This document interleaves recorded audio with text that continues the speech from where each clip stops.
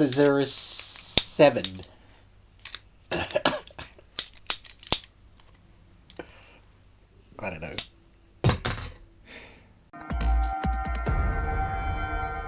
And welcome to the Ruby Tuesday. My name is Ruben, and this is my review for Netflix's original anime series, Scissor-7. Seeking to recover his memory, a scissor-wielding, hairdressing, bungling quasi-assassin stumbles into a struggle for power among feuding factions. I feel like this anime was hidden in Netflix's new releases. I didn't see a lot about this coming out, and when I searched for it, I actually had to search really deeply in far darkness recesses of Amazon's like deep brain. I had to go in there, even though I had set it to, please remind me that this is coming out, because I love my anime. If you're a fan of this channel, you'll know I do some anime reviews. And so I had to find it, and I really hope that other people get to see this, because this is quite a unique, different, weird, wacky, fun, interesting, perverty at time anime, as most anime is, and I hope a lot of people see it. So we've got 14 episodes. It's interesting the way they've designed this season for us to see it. So we've got 14 episodes. They're all about 10 minutes to about 20 minutes, depending on the episode. And the first 10 episodes are the main arc of the story. You get to find out what is happening with this assassin. And then you have bonus episodes, which kind of tell you how he links up with other characters. It's a very interesting way to do it. I've never seen it done that way before. But yeah, let's get into the meat of the review. That's awesome! So when I first started watching this, I thought, what on earth am I watching? It's tongue-in-cheek. It's, like I said, it's perverty like you get with a lot of anime. It's really, I guess, cheesy, naughty humor. And I wasn't sure I was going to like it. I knew immediately that my teenage son would love it, because it's definitely his type of humor. And it reminded me of a lot of other animes that I've seen recently. Also animators. I recently interviewed Narmak, and his style reminded me so much of this animation, because the way he styles and the way he kind of perverts certain animations that we know, like Scooby-Doo. That definitely reminded me of that. So if you like this anime, check his channel out. I think he's got about 1 million subscribers, so he's fairly well known, but maybe you've never heard of him. Check out the interview. I think it's really good. But anyway, this anime was very interesting, because of the first few episodes I wasn't sure I was going to enjoy it. The thing is, when the arc starts to kick in, you really start to like the character. It takes a while to get into the kind of quirkiness. You may love it immediately if that's your sort of humor, but sometimes I've got to build my brain into go, okay, this is the way they're going to do that sort of tongue-in-cheek, that crude humor at times, not all the time.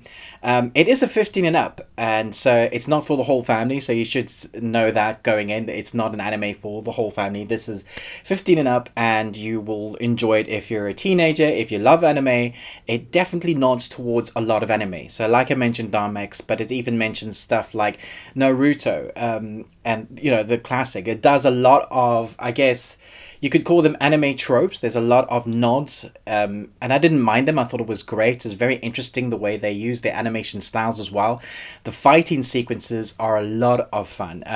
Our main character, Scissor-7, you get to know a little bit about him, but it's not until the midway point, I guess about episode 5, that you start really picking up stuff that's gone on in his past. And I don't want to do any spoilers, because it's a lot of fun when it happens. Each individual episode kind of sees our would-be assassin to go and become an assassin, and it becomes quite apparent that he's the world's worst assassin, but there's a reason for that, and you get to find that out. But it's really fun trying to see him deal with how he wants to be an assassin and fail at it, and the way they use the animation, that you can see he's a genius assassin but he can't quite complete his jobs. I love that. But where this anime shines is in its execution of its fighting sequences, along with the weird wacky scripting humor, and then the real arc with the real characters that kind of comes into play. And I think the balance of it is done really well. So you get those first few episodes that you kind of just sinking your teeth into what style this is, the animation style, the way they create it, the way they script it, the way the humor comes in, and then midway point they start really kind of mashing in that arc, and you find out about the robotic bad overlord, bad guys, which I also won't spoil. So when the arc kicks in, you've had that whole backstory for you all, kind of letting you know what this anime is and who your characters are, and so that you really get to the meat of the story. And I think a lot of stories do an arc that way, but I wasn't sure that we were going to get any arc this season because 5 episodes in, you could go, well, when are they going to do the main arc? And they do. They start doing it. You don't find out a lot by the end of the 10th episode. You get an idea of what's happened, and I'm really looking forward to seeing what they're going to do with season 2. I love all the characters, not just the main character. I think each character is very unique, very funny. There were a lot of times that, my wife sat next to me for a couple of the episodes, and I was like, what the F am I watching? And then I was like, this is hilarious. And I did laugh out loud quite a few times because there were moments where it just caught me off guard. The humor is just out there. And some things people will get, some people might not enjoy this style or this humor with anime. But it does remind me of a lot of the greats, and it's kind of mashed into its own thing.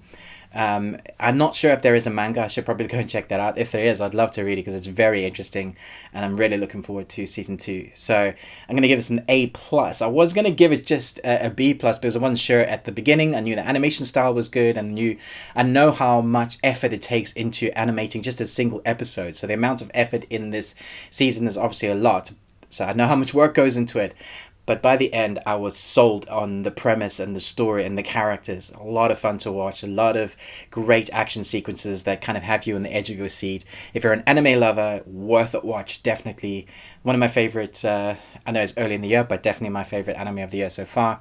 Let me know in the comments below what you thought about this. Have you even heard of it? Or was it like with me, where Netflix, you felt like it had been hidden away?